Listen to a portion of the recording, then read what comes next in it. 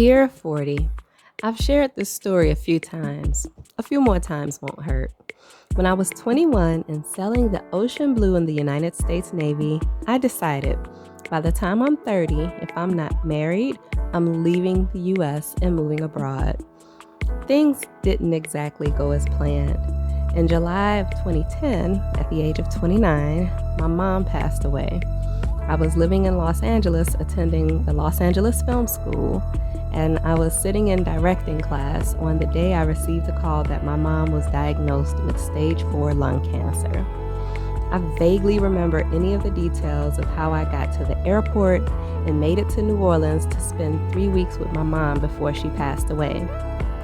That experience is for another episode, but nearing the end of that year, I turned 30. I was in no condition to leave the country, but the desire to leave stayed with me. I have always loved traveling, which is part of the reason why being in the Navy was the perfect fit for me.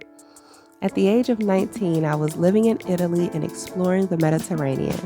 By the time I turned 25, I had lost count of how many countries I had visited. To this day, I genuinely appreciate my experience in the Navy. Really. I was living on a ship in a foreign country that traveled to other countries.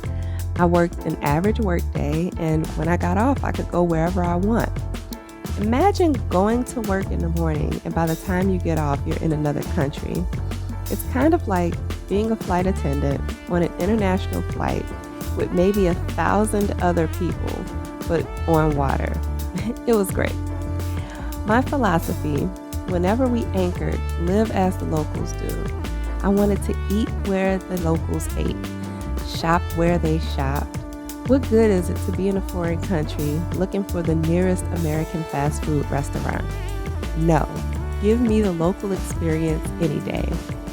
After my honorable discharge in 2008, the worldview stayed on my mind. So many places to explore and so many cultures to experience. Over the years following, I'd get my temporary fix with road trips and short flights here or there, but the international skies were calling my name. So the question was where? Where do I move? London, Costa Rica, Brazil were a few places I had considered in the past, Costa Rica being my top pick.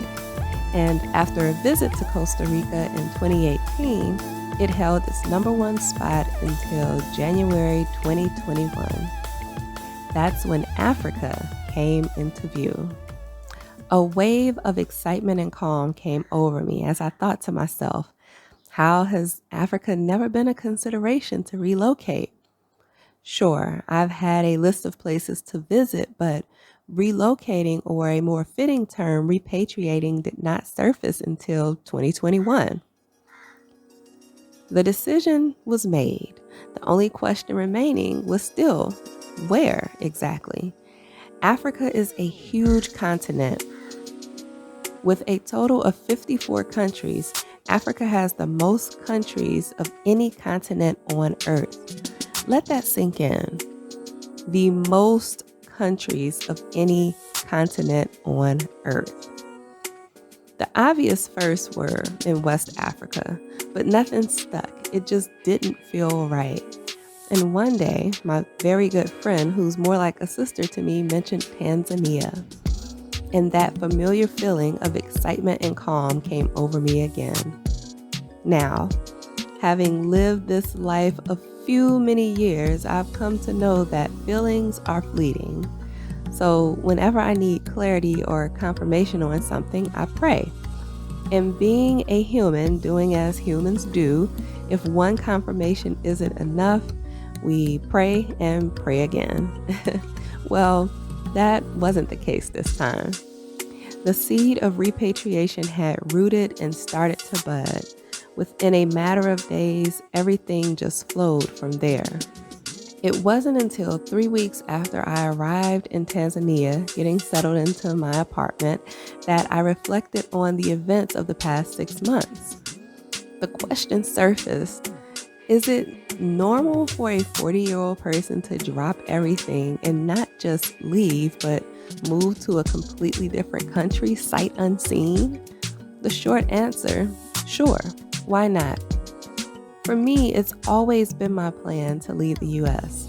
At the age of 40, I thought my plan was 10 years overdue, but turns out it was right on time. A lot transpired in those 10 years, and looking back, I'm thankful for each and every experience I've had the pleasure of being a part of. So when it came to take the step to do something that I've been wanting to do for pretty much my entire adult life, the only thing getting in the way of me not doing that thing would have been me. Every doubt that surfaced was met with the reminder of the clarity and confirmation I received in prayer, even still to this day. This experience encourages me to regularly examine other parts of my life. What am I holding on to or holding myself back from? Am I doing those things that have been in me to do? And if not, why? At this point, I've come to realize life is about an experience, not necessarily a number or better yet, an age. So to you listening, do that thing or those things. Get out of your own way to experience what has been planted inside of you all along. I know life looks a little different from what we're used to right now, but start where you are and use what you have to see where you'll land. Thanks for listening. Tune in next week for another episode of Dear 40.